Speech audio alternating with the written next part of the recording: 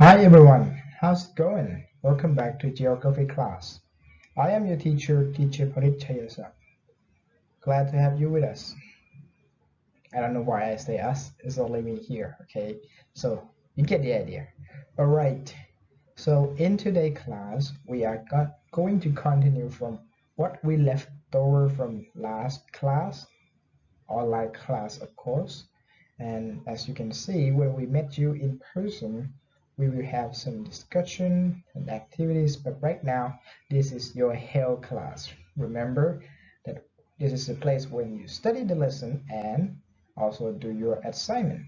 Okay, so if I didn't post the assignment, uh, please check it again maybe during weekend because this online class sometimes uh, overlap with the school classes. So maybe I didn't put or I haven't put because of it's we're overlapping. It's the schedule are overlapping. So yeah, try to check in your assignment on the weekend. Okay. All right. So shall we begin? So today we are talking about the change in world population. First of all, if you hear some noise, please forgive.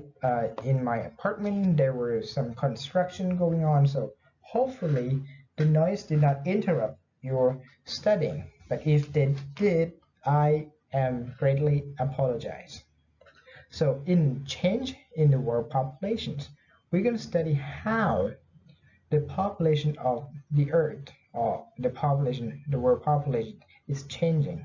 Of course, the change can be increased, decreased, or just change in terms of its structure. Like it migrates from place to place, reduce in one, increase in one. Okay, but the people still there. All right, so let's take a look. So change in population means change in size or structure of the population in any places which include birth rate means it increased, death rate means it decreased, and migrations it's decrease in one and increase in the others. So let's take a look here at the birth rate. So the birth rate means the ratio of person born per 1,000 population in a year.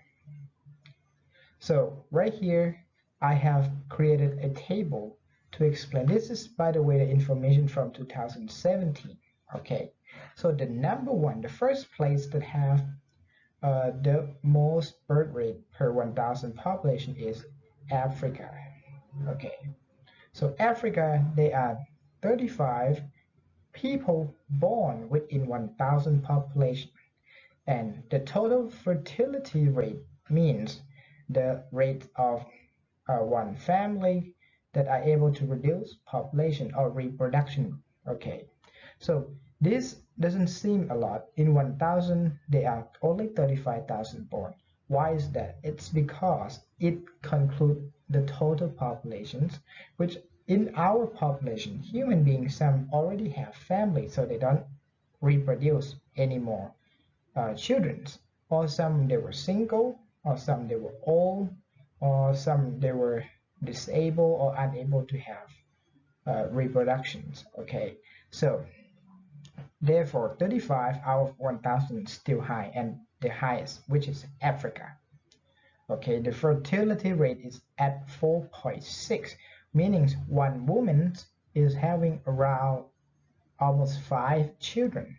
Okay, by the way, let me explain this. The total fertility rate, if one person have two, or the rate is at two, meaning the population are unlikely to change, okay? Because there will be someone die and there will be someone born. At two means that one household or one family, one parent, we have two children, which is replace their place. Okay, so their father and mother and their two children means the newborn two children will soon replace the father and mother. Makes it the numbers of population is stable and unchanged, no increase or no decrease. But if below than two, the population numbers tend to be reduced in the future. Okay, but if it's more than 2, depends on the number it has, meaning the amount of populations that are about to increase. Okay, so second place is Asia. So Asia, we have 18% born out of 1,000 population, and the fertility rate is at 2.2. So the numbers of population in Asia are unlikely to be increased or decreased. It will be stay the same. Same case as Australia and Oceania. There are 16 people born out of 1,000 people, and the fertility rate is at 2.3. But in South America, there are 16 people were born out of 1,000, and the fertility rate is at 1.9. So they tend to have tendency of decreasing in population in the future. North America is at 16 people per 1,000 populations, and the fertility rate is 2.1. So the numbers of populations are likely to be the same. And Europe's at 16 out of 1,000 populations. Europe have the least amount of birth rate in all continents.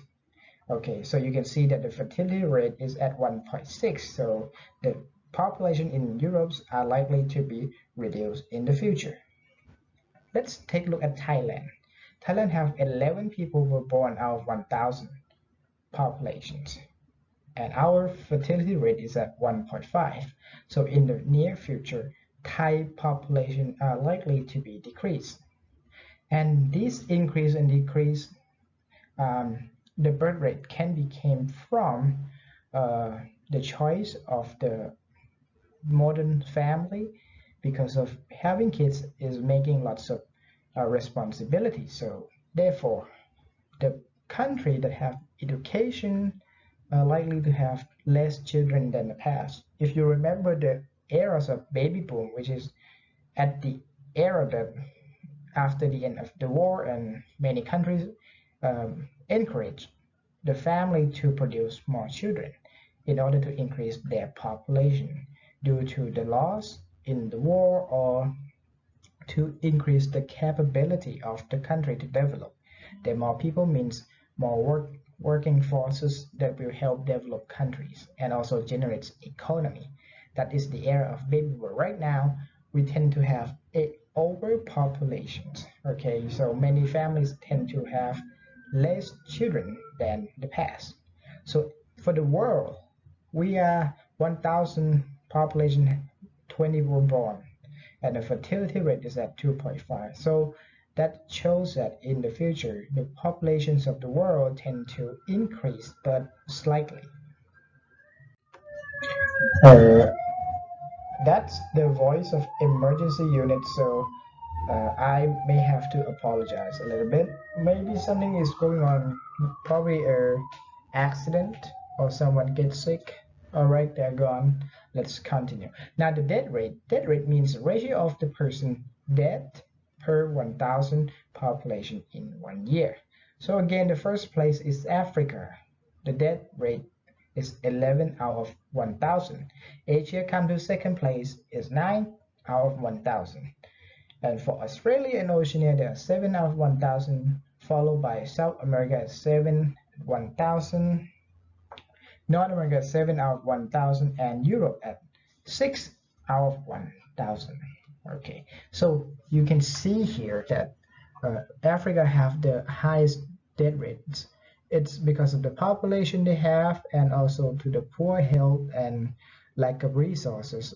Africa have the problem of famine problem, which is the problem of lack of food, and many people dies. Okay, for Asia, again, Asia is kind of mixed in terms of country development. They are country that were have a really good medical care, so people don't die as much, and also some country have really poor uh, health care, so people dies a lot, or sometimes with disease. But also these numbers according to the population numbers as well.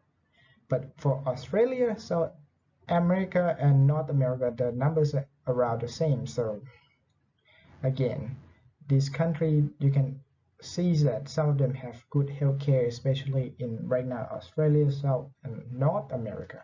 but not all countries, but in that areas tend to have a good healthcare. But Europe's come to the last. Okay, numbers of population room is increased, but it's about to decrease really soon. But yet, due to the good healthcare, not much people die in Europe. For Thailand, the rate is 8 people out of 1,000, so not that bad. And according to the world, is 8 people die out of 1,000 populations. So next factors that caused the change in the population is the migration.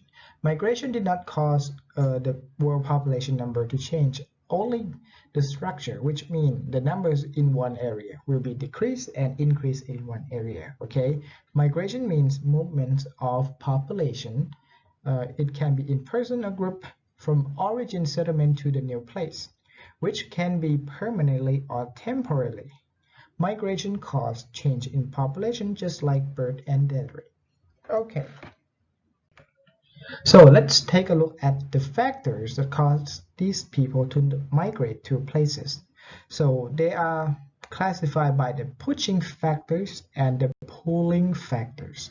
So pushing means they're pushing these people away, making them seeking a new place to live, which is the factor that forcing population to migrate to a new place, like war, outbreak, environmental decay, lack of space for living and occupation, natural phenomena.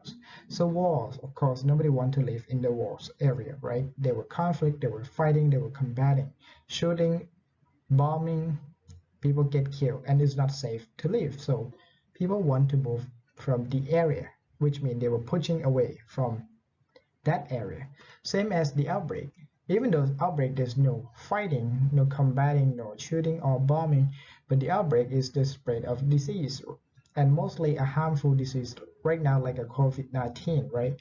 So you can see soon that will be many people want to live in the safe area like Thailand. Many people from other countries sees Thailand as the safe place, and they're hoping someday they can move there if their government couldn't do anything and the people still continue dying. So outbreak is also pushing people to move to the other place that are safe for their living. Environmental decay, of course, is not suitable for living. There's nothing left for you to live in the area. Like there are no more trees, no more waters, all the soils are bad, can't regrow any plants or plantation means no food, so they tend to migrate to the other place that are able to provide them food, waters, and residential area. Then lack of space for living and occupation.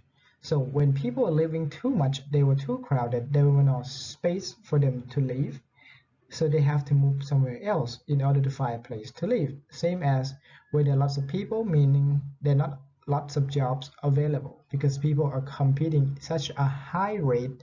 So it's best for some people to seek a new place to live and find new job in the new area. Okay, so again, this factor is pushing them away, same as natural phenomena. Areas have lots of natural phenomena that tend to cause damage to the property and life, so it's not safe to live in the area, like flooding, storm, lightning, tornadoes, and so on and so forth, or even the area that hits frequently with the tsunami. But some people okay with it, but most of the people tend to move to find a safer place to live. So then let's take a look at the pulling factors, factors that attract population to migrate to new places. So again, up above it's pushing, meaning forcing people or making people want to leave to find a safer place because it's not safe for the living. But pulling factors, the otherwise, is the factors that attracting population to migrate to new places, like economic. So many places have good economy and good opportunity to increase their living conditions, better job, better income, better future, tend to attract people to move to that area, okay, to get a better life. So that's one thing is economy. Next is safe from war and conflict. The area that was safe to live, able to raise children and living without fear, tend to attracting people to move there. So the country that were pushing them away because they have lots of conflicts and war, people tend to migrate to the new area that attracting them to living in safe and peaceful area. So you can see lots of problems like um, immigrant problems, the refugee problems, that people cannot live in their hometown anymore due to many reasons like war, conflict, lack of food, environmental decay. They tend to seek refugee to the new place. So that's why many people is moving to other places. And also, if the area have good environment, good for growing, good for living, growing crops and plants, lots of water, lots of good soil, tend to attract people to move there. And this factor cause the migration process from the people that makes them want to move from their origin place to a new place. It can be in the country or internationally, that can happen as well. But if we talk in terms of the world population number, it's going to be the international migration. So you move from your country to the new country. And this can be seen from people in South America moving, not in South America. Yes, some were in South moving to United States, or some in Mexico, which is south of United States, but still in the North America, moving to United States because United States have better economy. They have lots of infrastructure that make you living convenience. If you ever heard the word living a American dreams, which means you have a house, you have a very secure and adequate income and job, and also you have cars to drive around, have money to spend for food, then that is a living American dreams.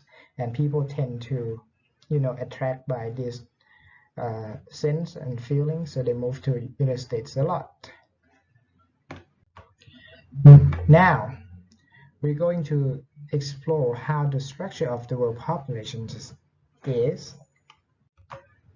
So world population structure is categorized of population by age and sex using pyramid graph called population pyramid. And this is what I am about to show you now. So here is the world population categorized by age and sex. So on the left side, this is the population pyramid from 1950s.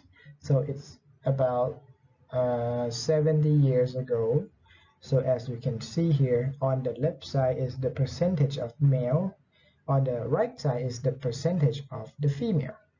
And also, the higher the pyramids, the higher the age of the population. So back in 1950s, is about to be the baby booms. So you can see high percentage of newborn, right? So the population structure, let me explain just a little bit. From the age of newborn 0 to 15, 0 to 14 and 60 and above. So there are two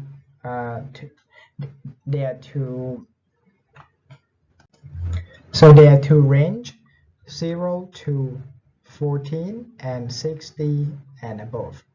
This range is also called relying populations, which means they are not able to produce income. They rely the income or care from the people who are 15 to 59. Okay, 15 to 59.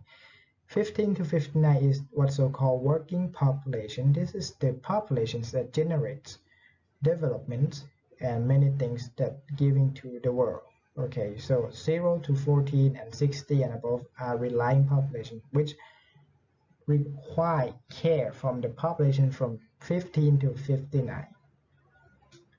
Why is at 16? Because most of the job people are retired at 60. Oh, sorry, not 16, 60. And again, newborn 0 to 14, they tend to be children, infant, and teenager, which is they're not able to work just yet. Okay, so on the right side is the population in 2019. So you can see the structure is changing a little bit. When the numbers of newborn are now not that far apart from the working populations, and the percentage of the older population is tend to increase from the 1950 due to the technological advancement and advancement in medication. Okay, people tend to have a longer lifespan. All right, that's it for the world populations. Let's take a look at Thai populations. So Thai populations on the left side from the 1950, on the right side is 2019. This is dramatically, like, it's really dramatic change. You take a look at the number. Lots of newborn numbers and relying population from newborn to 14. Okay, that's a lot. And then working populations tend to be more than the relying population from 60 and above because lack of technological and medication advancement back in 1950. But right now in 2019, which is last year, you can see that numbers of the newborn were decreased and overpopulated by the working populations, which is good. The more number of the working populations mean the country is in its full potential for development.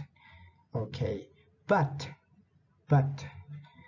this tells us something, that if the trends continue to be this way in the future, if the numbers of relying population such as the newborn will not increase, this population who are the working force will replace the aging population, which is 60 and above.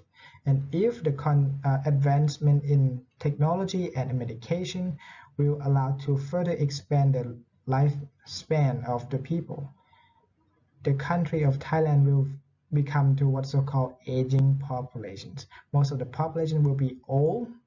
We will lack of the working force and lack of newborn that will replace them. So by studying from the pyramid, the population pyramid can tell you what likely to be happen in the future. And again, the numbers of women is quite more than men than the past. In the past, numbers of men and women are, are almost basically the same. Men is slightly more than women, but in today's, women are more than men. Not slightly, but start to see significant difference. Okay. All right, let's moving on. Now, we understand that what is the population structure. We understand how the population change. We have the birth rate, death rate, and migrations. Now let's see the settlements. How or why that makes people settle in one place and what can be categorized as settlement. So human settlement is a choosing a place for living and for occupation. In general, the patterns of settlements are rural settlement and urban settlement. Okay, so basically we spread out from the rural and urban, like มือง settlement, which is urban, and chonabot rural, right? So let's take a look at the size of the settlement first. Okay, so this is how we categorize, which is either a rural or urban. So we start from the smallest, which is the hamlet. The population are about 10 to 100 people, and it categorized as rural settlement. Next is village. Village have 100 people to 2,500 people that we call village, and it's still classified as rural. And the rest is urban classification. Start from the smallest is town, with the population at 2,500 to 25,000. And then come to cities. Cities at 25,000. Okay, I missed 10. Okay, 25,000 to 150,000. And then metropolis, which is more than 1 million people. Okay, you can say that 150,000 to more than 1 million, but megalopolis, there are no classifications or limits in terms of size, but they tend to be more than millions. And this is urban settlement pattern. Okay, town, cities, metropolis, and megalopolis are urban, and the rural is hamlet and village. So patterns of the settlement distribution. Patterns of this sediment distribution can be categorized into two forms. Like I said, the rural sediment and urban sediment. Let's take a look at the rural sediment first. So rural sediment is a sediment outside the cities, municipal area, which can be categorized into two forms. Okay, they are group sediment, so which means people living together closely, like the land formation. Land formation, as you can see in the picture, it used to be happen in the area of river, road, that they build a house along the rivers or road, and they're living together in a line. That's why we call the land formations, and this is considered as a grouping settlement. Next is grouping formations. So they are quite like small cities, not cities, small village with many houses grouping all together in one area. Is not in the land formation like in the picture. Okay, you can see like the house behind, on the top you can see that start to be grouping, right? That's the grouping formation. And the last one is spread settlement. So spread settlement is consists of the house, mostly the house that have large area. Okay, they own large land, so they have lots of space between each houses, so they're not closing or not grouping. They have lots of space, and most of them are doing agriculture purpose. Think about in United States, the area that have ranches, many houses have big farm, big area, and the houses are far away from each other because they own a big land. Okay, so that is what so-called spread settlement. So we're coming here so very fast. Okay, I thought I almost out of the presentation today that I will be teaching you. Okay, because I speak really fast, right? I go extremely fast. All right, so if we have lots of time left today, then there will be your assignment. If I able to put your assignment for you, hopefully I able to do that in the morning. Oh yeah, I can because tomorrow I don't have classes at school in the morning. So yeah, enjoy your assignment. All right, let's take a look at urban settlement. So urban settlement is a settlement pattern that population is dense as well as houses and residents. So it's basically what opposite from the rural settlement. Rural settlements, houses not that dense, even though they're grouping or they can be spreading, but the numbers is not high like in the urban settlements. So as you can see from the earlier picture, there are just couple of houses, not that much, not a big deal of population, right? But when we see in this picture, this is a big, huge cities. Okay, there are lots of buildings, lots of construction, people are living lots together with lots of houses and residential area and as well as population in the cities.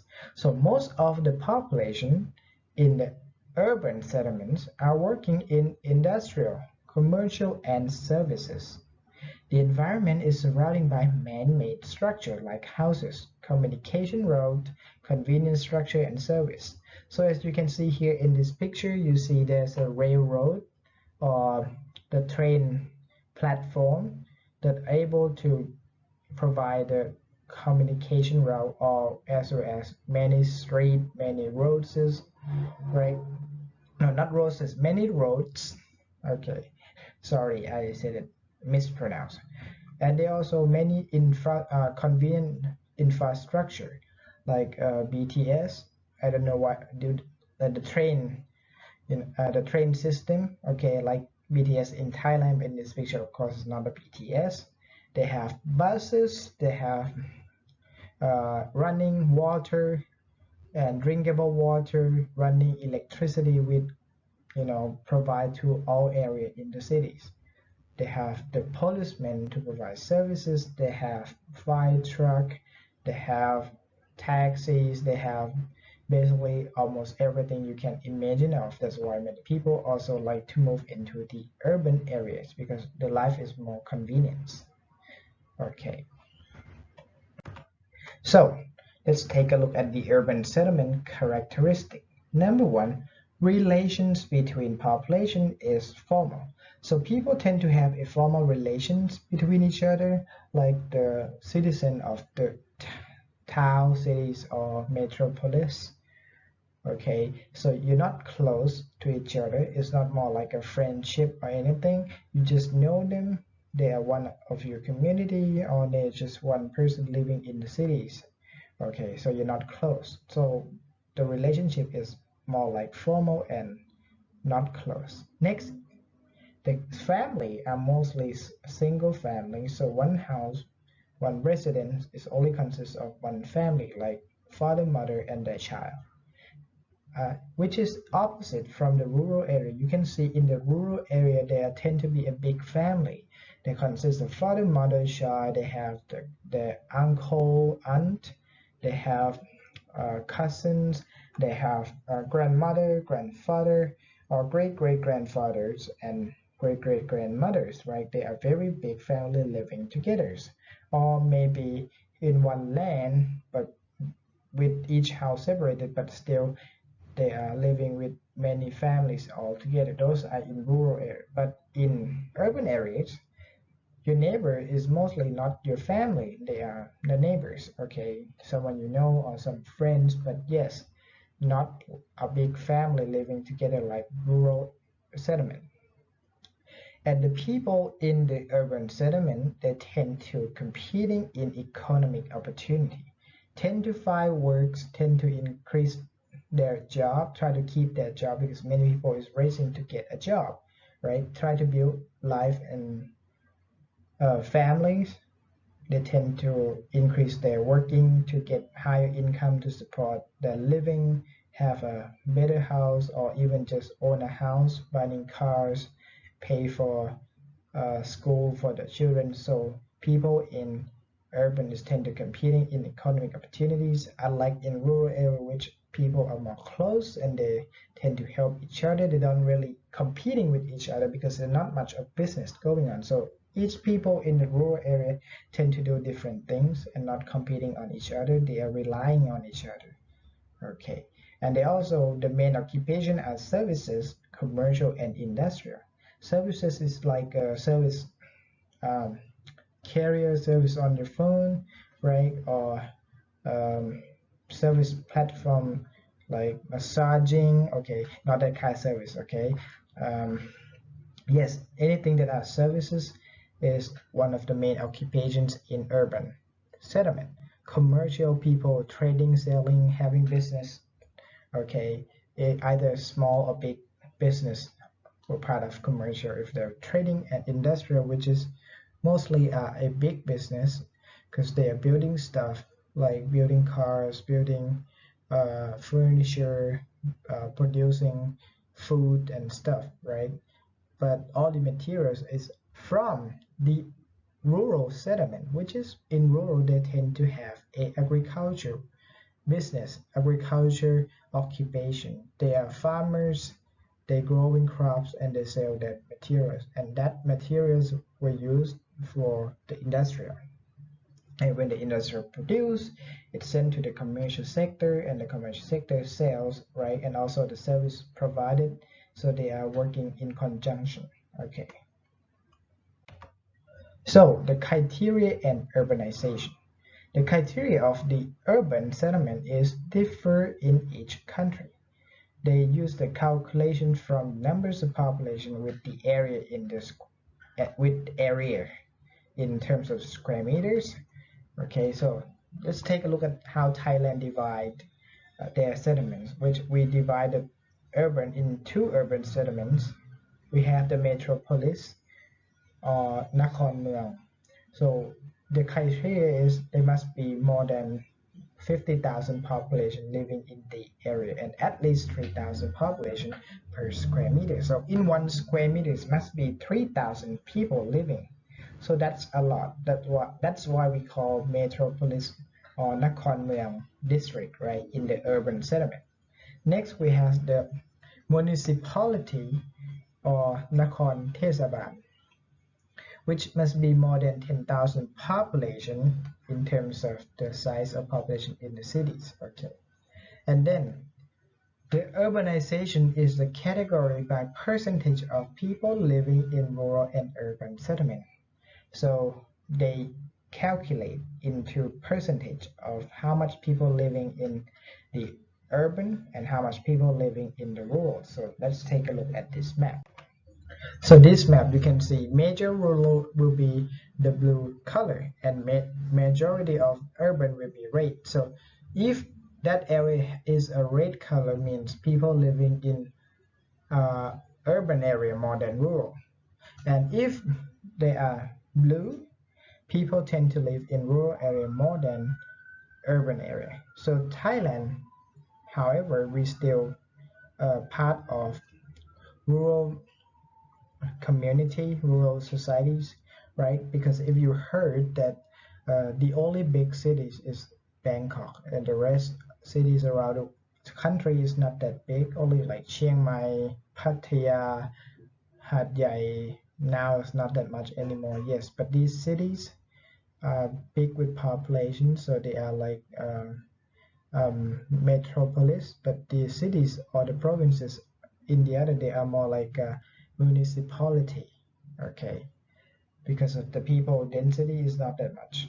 So Thailand people do lots of agriculture, so they don't live in urban area. Okay, only those who do not have occupation in agriculture tend to live in urban area more because agriculture requires lots of space. So you can live in the places that have least space and expensive. You need to stay in places that you are owning lands or have lots of land for your agriculture. Okay, so you can see that in Asia, especially the Southeast Asia and South Asia, people tend to live a lot in the um, rural area, same as in almost like two-thirds of Africa, people are living in um, rural area. But in Asia, especially in China and both Russia and other countries, people tend to live in rural area more than, in urban area more than rural area. And that is the same case with Australia, Japan, uh, Indonesia, or the South America, almost every part of South America, and every part, every bits of North America, people tend to live in urban area more. Okay, because those countries their population is dense in big cities. They are modern cities, so people live there a lot. Even though they have agriculture, but not many people living to do agriculture. Not like Thailand that we have lots of farmers.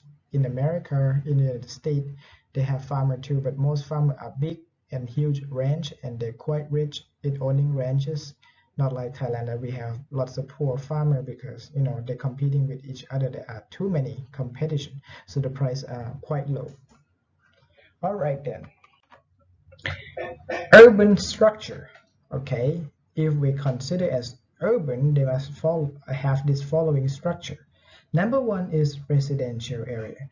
You can see houses, condominium, apartment, or flat, or mansions, or whatever. Those are residential areas. So it must be a residential area for the people to reside. Next is commercial area. So there must be places like shopping mall or shops, business that are having a trading, like selling stuff or buying stuff or provide services. Okay, and they also need to have industrial area where they produce products to export to other country or to sell to the local commercial area. And there must be a government and utilitarian area like the school, hospital, or government buildings like city halls, uh, each department or offices of the government, right?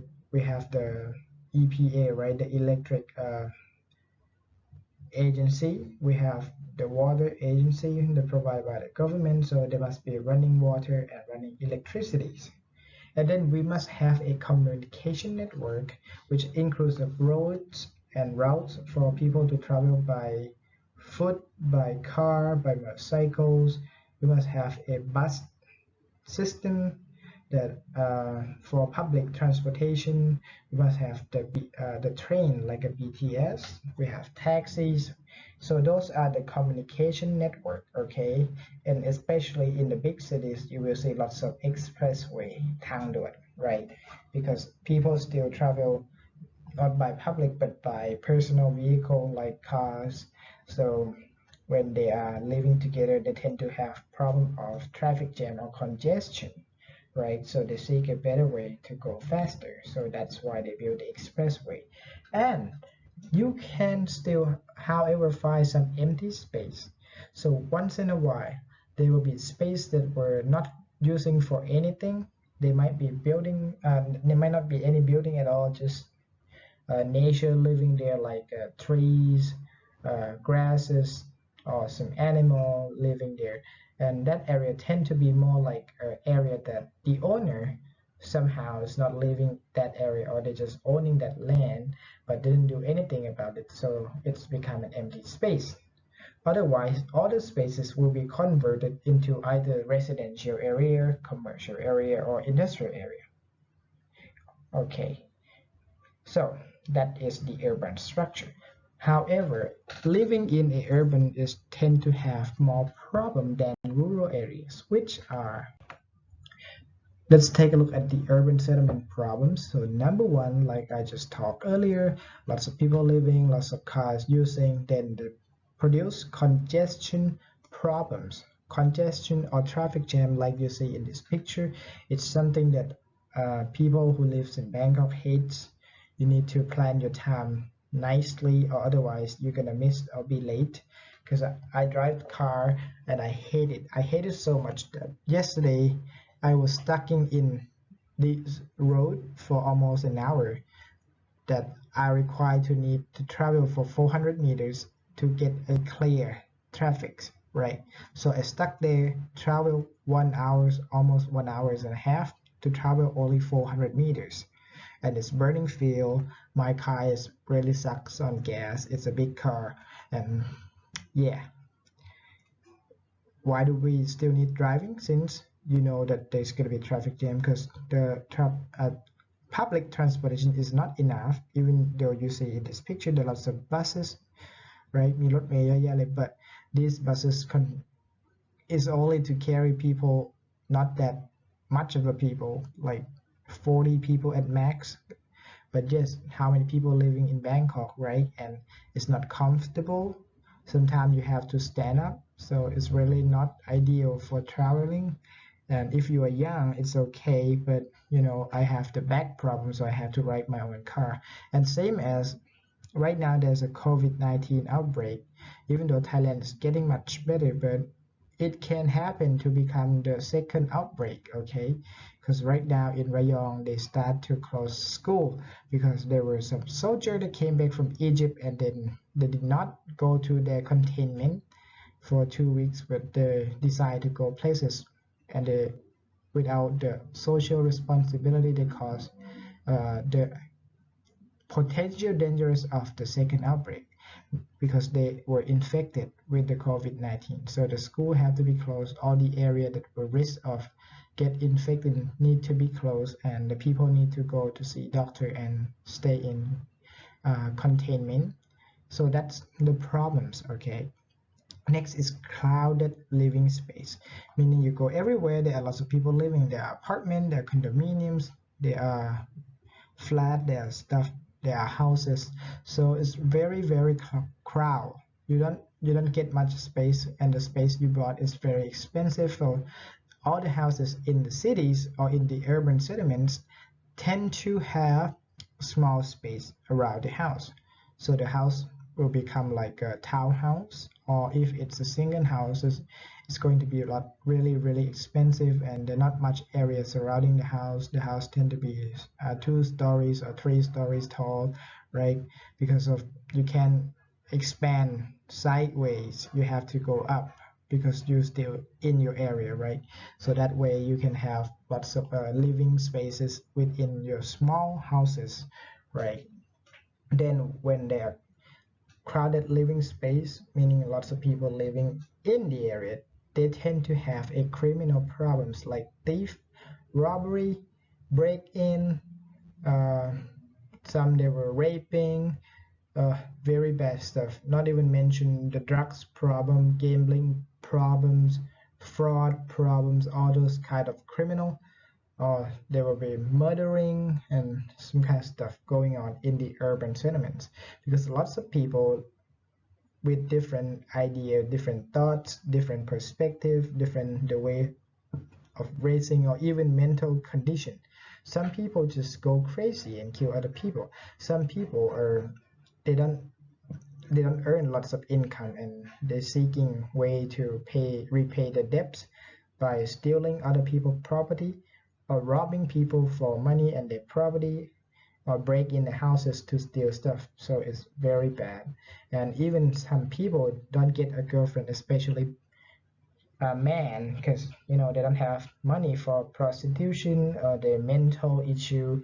So when they have the sex drive pushing in and they can't stop, they go to find some woman and they rape them. All right, and the woman they rape, sometimes they rape and they let them go, or they rape and they murder them to keep a secret. But yes, either way, they are like dying inside. The people who got raped, they are mental hurt, they are physical hurt. They're probably not gonna live the same. Some even can't get near man because they're bring back those kind of memories. Some can't get married, can't have the family, and that's result in many problems, right? So in urban settlements have lots of problems, especially criminal problems, one of the important problem that need to be solved. And then there are heat soak problem. So if you know that the greenhouse gas is the gases in the atmosphere that causing the earth to be warm, right? So it keep the earth in the temperated climate suitable for living. However, with the human activity, especially cars and building factories, they release greenhouse gas such as carbon dioxide into the atmosphere, right? Or even water vapor from cooking or human activities can also uh, go into atmosphere because the water vapor is also a greenhouse gas, right? And when you increase the numbers of greenhouse gas, means you increase the capability of these greenhouse gases to, uh, let's say, to generate increase of temperature in the Earth atmosphere. You're making the Earth hotter, and the area that tend to have lots of heat or heat soak or hot spot is in the cities because it's the area that releases most of greenhouse gas. So when there are lots of greenhouse gas in the area, the temperature in the city tend to be higher than the other places. Okay, the more greenhouse gas, the higher temperature will be. So the city tend to be many hot spots around the cities. Okay, and it's not good. It's a problem because if we can't change the way we live or can't change the activity that might harm the environment, we are going to get revenge by the nature sooner or later. Okay, and the last part is the one thing that I consider as one of the worst I can see in the city is the unplanned expansion. So you can see that some people they build a condominium in the commercial area, and what's going to happen when they build condominium over there? There will be lots of traffic. People live there, come to the commercial area, they go to shopping mall, buy stuff, and it generates further congestion area. If you separate the area, like the area is one for government or utilitarian area, one is for commercial, one is for industrial, one is for residential, so the traffic can be much easier to um, let's say to manage because people go straight to the resident area, right? So the numbers of cars are spreading. But if you put everything all together, so people is not going anywhere, and there will be people coming here for commercial, they will further increase numbers of population in the area, increase the numbers of traffic, and that can cause the aforementioned problems like congestion, crowded living space, criminal problems, and heat soak problems will be generated by unplanned expansion. All right, so that's it for today. Please ask any questions if you have any doubts about what I am teaching, what we were talking earlier. You can ask in the Q&A box, and hopefully tomorrow I will get your attendance check box, Q&A box, and your assignment post for your classes tomorrow. Oh wait, it's today when you're learning, right? It's my tomorrow because I do this the day before you study. Okay, so don't get confused with me. Okay, all right. I do lots of work, so I got confused. All right then. Same as usual. Thank you for coming to class and have a wonderful day. Until we see you again next time and in class, please bring joy and fun. Thank you and see you again. Bye bye.